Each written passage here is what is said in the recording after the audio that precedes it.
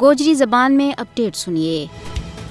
بھارت نے آج ہی کے دیہڑے 1947 میں تقسیم برصغیر دے فوراً بعد کھلی جارہیت کرتا ہوا ایک مسلمان حکمران کی ریاست جوناگڑھ کے اوپر حملوں کر گئے بزور طاقت اس پر قبضہ کر لیا تھا۔ جوناگڑھ مسلم ریاستاں بچو دوجی سب دے بڑی اور امیر ریاست تھی جڑی برطانوی ہندوستان کی 561 شاہی ریاستاں بچو مالی وسائل کا لحاظ دے 5واں نمبر کے اوپر تھی۔ بھارت نے ویانا کنونشن کا قانون کی دفعہ 26 کی کھلم کھلی خلاف ورزی کرتا ہوا اس کے اوپر غیر قانونی طور کے اوپر قبضہ کیا۔ تاریخ گواہ ہے کہ جوناگڑھ کا اس وقت کا گورنر نواب محبت خان نے پاکستان کا گورنر جنرل قائد اعظم محمد علی جناح کے نال معاہدہ کیا تھا اور علاقے کی دستاویز کے اوپر دستخط کیا تھا۔ معاہدہ کی تکمیل دے بعد جب جوناگڑھ کا نواب نے علاقے کا حوالہ دے طریقہ کار کی تفصیلات کے اوپر تبادلہ خیال کے واسطے اس وقت پاکستان کا دارالحکومت کراچی کو دورہ کیا تو بھارت نے اس نہ مداخلت کو موقع سمجھ گیا نومبر 1947 میں اپنی فوج نہ اگے بدایو اور جوناگڑھ کے اوپر قبضہ کر لیا۔ جوناگڑھ 15 ستمبر 1947 میں پاکستان کے نال علاقہ کرنے والی پہلی شاہی ریاست تھی۔ جوناگڑھ کا حکمران اور اس کا لوکا نے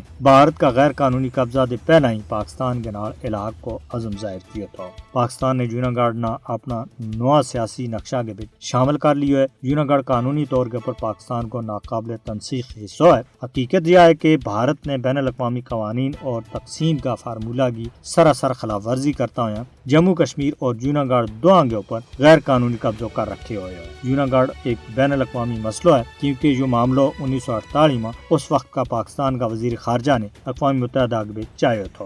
پاکستان جموں کشمیر اور جوناگڑھ کی بھارت کا غیر قانونی تسلط آزادی کے واسطے اپنی کوشش جاری رکھنے کے واسطے پرعزم ہے اور وہ اقوام متحدہ کے اوپر زور دیتا رہے گا کہ کشمیر اور جوناگڑھ نہ بھارتی کا آسمانہ قبضہ دے آزاد کراؤن کے واسطے عالمی برادری نہ اپنی اکھ کھولنی چاہیے۔